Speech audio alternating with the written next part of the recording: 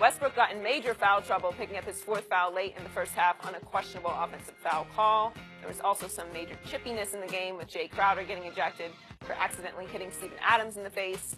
Game 5 is tomorrow night back in OKC.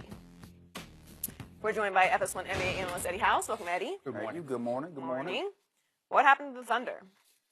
Well, the Utah Jazz happened to the Thunder. You know, Utah has been playing the best defense since around the end of December. They were really bad early on. And you talk about hitting the switch. Gobert was hurt. You talk about hitting the switch, getting your guy in the middle, but everybody locking in defensively and being where they're supposed to be. Being a disciplined defensive team, executing on the defensive end. That's what's happening right now. This is a perfect storm for Utah. They're going up against a team that doesn't have any late game execution, offensively or defensively. We don't know what they're running half the time at the end of the 4th quarter. It just looks like rec league basketball. You know, I'm going to get the ball, we're going to run one pick and roll. If I don't have a shot or a pass to you, I'm going to kick it somewhere. Now it's one-on-one basketball, and that's evident by looking at they only had 10 assists. Yeah. You're not going to get it done just holding the ball, especially in the playoffs. We know the game slows down. Everybody's loading in. You have to move the ball and move bodies. OKC is not doing that. Carmelo is looking a shell of himself. When's the last time you seen him smile? And Melo usually is the guy that always has a smile on his face. Looks like he's enjoying the game right now. I saw him in the post-game media session when one of the reporters asked about playoff P. Yeah. As in Paul George, but he laughed. And that was a sarcastic laugh. He was laughing at playoff P. Ain't no fun being the third option. And it's almost like this. See, that's a team full of individuals when Utah is a team, a solid team. They come together. Pat Riley used to say this: we're going to be the most professional, most disciplined, most unselfish, hardest working team. And it looks like that's exactly what Utah is. That's a good description of Utah. Yeah, but you have to understand, though, no one on Utah has been a star anywhere else.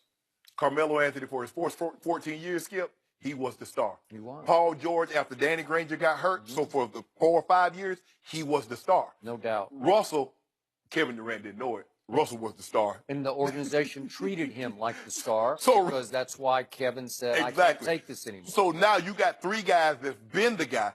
Skip, everybody thinks we have the best talent, we should win. It doesn't work like that. You remember in 2004? They sent a bunch of NBA guys up there that didn't mesh. And guess what happened? They came home with the bronze medal. Argentina went home with the gold medal because they were used to playing together.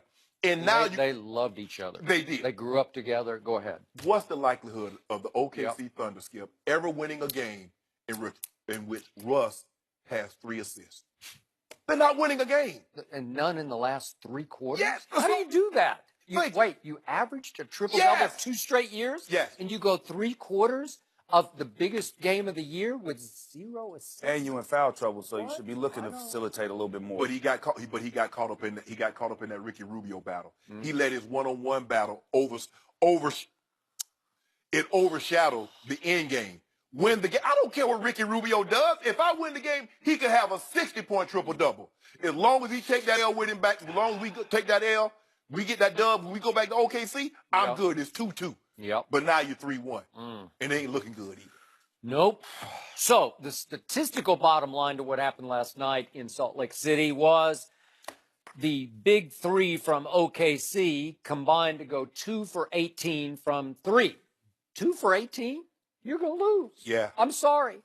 And if Joe Ingles and Donovan Mitchell are going to combine to go 8 for 19, so that's 8, you had 2. That's 6 times 3 is 18. You're plus 18 just with those 2 guys. Yeah. Guess what? You're going to win your home playoff game. Now back to my man, Russell Westbrook. And I said when I picked the Thunder to win that maybe I was picking more with heart than head because I have tried to turn into a defender of his just because I felt bad for him because Kevin left him behind. For good reason, he left him behind. He pushed Kevin out the door. He didn't leave him. He pushed Kevin. No, he wasn't like consciously pushing him. He just didn't realize it. But Sam Presti, the GM, he valued Russ beyond Kevin. He just did. He treated him like the superstar, and he treated Kevin Durant like the star. And Kevin finally said, I just can't take it anymore because I don't think I can win a ring with him as the primary decision maker on my team. Right. So he joined forces with that team, and a ring happened. Yes. And I don't think he's ever going to look back. I don't think he has any regrets about it. You can shame him all you want. You can ridicule him, but he was the MVP of last year's NBA Finals, and he's got a ring, and you can't take it away from him. So now back to my man, Russell Westbrook. I was pulling for him to pull this off this year. So this is the crucial game. This is the turning point of this series. Game 4, you're down 2-1 at Utah, and you come out wearing something you have never, ever worn in an NBA game. And that is a kinetic tape design on both shoulders, black tape. Their designs kind of look like a fashion statement to me. He didn't just put it on randomly. He carefully put it on because he's a fashionista, Russell. He makes statements. But, as I said before, is he injured? Maybe he's had some treatment on his shoulders, but I don't think that's why he wore the tape. I don't think he wore it as a fashion statement. I think he wore it because he said, I'm a gladiator tonight. I'm going to war. I'm going to come out and look like an NFL player. It's the equivalent of putting eye black under your eyes. Nobody does that in pro basketball that I've ever seen. No. So he says, Utah, I'm coming out for you, because he knew he was going to get it back full decibel right in both ears. And he obviously called out Ricky Rubio and called his game basically poop. And Kevin Durant had once again taken another social media shot at Russ in the afternoon. And I think he's saying, Kevin, watch this. I'm going to war. And he went too hard to war because, to your point, he was way overamped. And he goes, bang, bang, it's 2 quick fouls.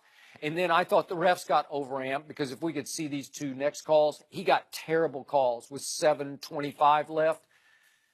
Oh, what a screen block that is. He just swatted it. And I don't even think there's any body-to-body at all. I don't think so. Abrinas might have got him with the body. Yeah, that's the only person that could have called the foul with the lower body, maybe. Yeah, Russ doesn't. I don't think he touched Well, it. Abrinas should have raised his hand and said, I got it. I know. And then here's the other one. That was tight, though. That one there was kind of tight because he slid. He got his feet there, boom. See? But he and his moved. feet's not moving, though. But he moved his body. His he feet are moved set. into the path. I don't think you can say he's set in Russ's path. I think Russ is angling off to the left. I wouldn't have called that. I would just said that's just incidental contact. Well, Russ got a call. Russ got one call when Steven Adams chopped him, and they blamed it on Utah player. That's true. The bottom line of that, though, when he picked up his second foul and his third foul, Billy Donovan has to take him out of the game. That's 7:25. Period. He has to take him out of the game. He cannot allow him. And then all of a sudden, when you get the last one with 1:36 left in the second quarter, now you got 4 fouls. You're done. The game is over. The thing that makes Russ great is also what works his that's destiny. true. Because he only know one speed. Normally, when you pick up those fouls, they leave him in. They're like, now look, you know you can't get that third, or you can't. Okay, third. You definitely can't get a fourth in the first half. And Mo Cheeks pulled him aside and put his arm around him, and I think said, calm down. But as a coach, though, you know how hard, like you said, it's to his detriment sometimes how hard he plays. You know this. You should understand how your players play. He has to sit down. I know how mad you're going to be, but we need you later in the game instead of picking up your 4th foul. Now you're going to be playing timid. Now you're not going to be playing your same way.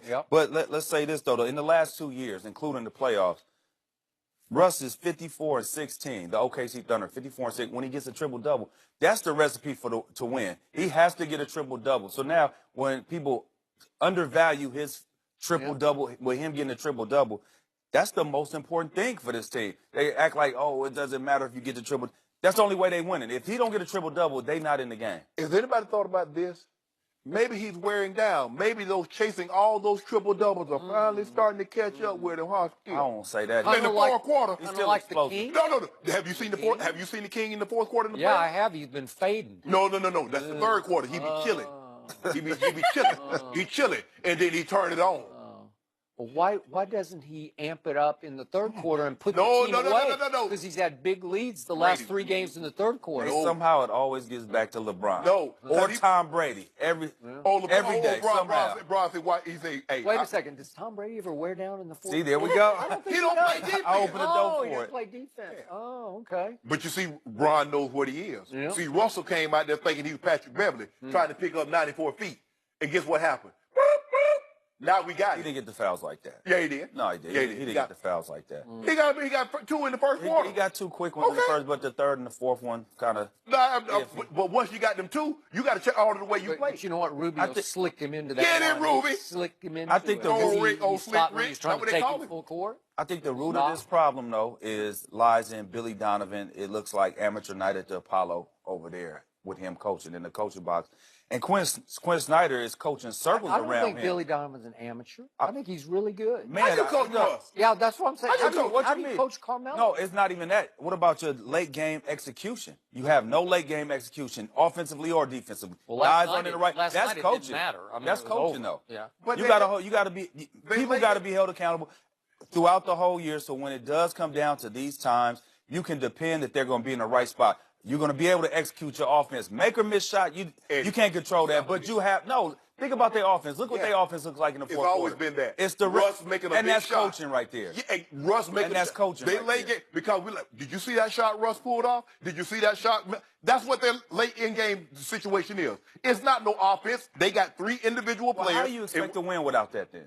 Because everybody knows Sam exactly Presti, what you're going How to do. you can win like that? In the playoffs, everybody's locking in. You get a book this big of everything they have, all their terminology, Yep. every single detail that player does. You have everything that you can know about every single player. There's no way that in the fourth quarter Utah is not getting some kind of counter. We could call this play horns twist or whatever, but you have a little wrinkle at the back end. They could think they know what's coming, but you have something coming that's a little different. Taking advantage. You set it up all game for that one play. Yeah, They don't have that. That's what I'm saying. No, Every they got night that. at the Apollo. But they ain't got that floor general like we got. Okay. No, they need a coach, man. No, we got that. See, we got that on the floor. He's not making any adjustments. That's all I'm saying. Quinn Snyder is. When in doubt, what does Russ do? He just attacks. Exactly. And what is standing in the lane now? The stifled tower. Yeah, with that What is 7'7" he? wingspan. He's 7'2" with the 7'7". Yeah, and then you got favors. And that's why Steven Adams is up there as one of the leading scorers in the fourth quarter behind Jeremy Grant and Paul George, because Russ is attacking and he's making the play. But he got to get a triple double. That's the only way they're gonna win. I mean, the proof is in the pudding. Well, he ain't gonna get no triple double trying to guard 94 feet. That's not gonna happen. You don't have to guard Ricky Rubio 94 feet. Well, tell him that. Yeah. You don't have Tell to. him that.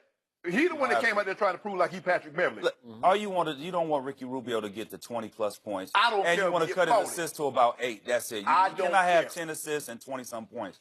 That's just too much for him. I just want to know one thing. When he walk off that court, he got that L or that dub. Who, Ricky Rubio? Yeah. Oh, no, he got that team got that Okay, dub. well, they balling Tomorrow out night, there. tomorrow night he will walk off that court with that dub. Oh, Rubio Yeah. will? Yeah. No. Oh, yeah, Rubio. Well, I know he will. Russ. No, I'm talking about Russ ain't get no dub. Russ ain't get no dub. Yeah, they're going to They win. in a closed bad that shot. spot. I 0-11 closed went down 3-1. 0-11 went down 3-1. Skip. I got Russ, it. hold on. I got him. They're going to Hold win on. this Let game. me get. I just make sure I'm hearing you correctly. Russ was up 3-1 and couldn't close it. Now you believe he's gonna close down 1-3. Well, he had They're Kevin two different Durant. teams, too. Huh? And he couldn't close it with KD, but he gonna close it with Melo. You just said Melo's a shell of himself. Yeah, That's what you said. I didn't say He that. is. But he is. But you said He it. is. Well, okay. wait, You that just team, agreed, though. that team is up against the full-strength Golden State Warriors, not the ones without Draymond. Whoa, Not those. We took him down. Oh. We took him down. Without Draymond. Well, no. Draymond missed one game. Oh, it was the game. What about turnaround. What about Game 6? Huh? What about Game 6? Back in Cleveland, the Kings should Okay, win what in about his Game 7? house. Ooh, game's wrong. Kyrie, he closed it, man. Oh He no, closed the it. greatest block in NBA history. Oh, please. JR got that. Did you block. hear Richard Jefferson tell that story? It's all over social media. It's all going crazy. He was explaining it. Over social media? Yeah, he was. I think he was on uninterrupted. What's LeBron thing? Uninterrupted. Yeah, he was explaining. He's like, oh man, we done lost this. He said he just saw a blur. He said he didn't know who it was. Richard's trying to talk his way back onto the Cavaliers. Stop it, Skip. No, he's not. No, he's not. He is. No. Yeah. He's like, I don't know where it came And from. you know what? He could help him right now. And LeBron- Ian Dwayne. Yeah. If LeBron had both And Richard D. and Rose. Dwayne. Look how D. Rose played last night. That's all you need is one game like that from veterans like that. And they still got it in there. You do realize D Rose left Cleveland, had a fade, and came back with them dreads. That's how long he was gone. And now you want that. Hey, but look, man. How you? First of all, the this power guy, must be in his hair like Samson. Skip. How the guy go and don't tell nobody? He don't tell the coaches. He don't That's tell the second time he did that, too. Yeah, just bone out. Well, he was going through something. The teammates understood it. Yeah, That's why he flipped his head. He's like, man, I need to change. He went through something when he got back too. He played well yesterday, though. In mop up duty. Yeah. No, at the beginning of the game, he was out there putting pressure on. It was just that third quarter. What can you do? What can you do about that? Oh, so what you gonna do? You gonna give him $10 million a year next year? No. Okay. Well, you talking about he had that balling? I said he had a good No, game. I he said had one good game left in and him. that's all you need out of them. No. We gotta leave there. Eddie, Yeah. thanks for joining us. Does Lance Stevenson need to tone it down? We'll discuss that with Rob Parker next. And I won't back down. June 13th.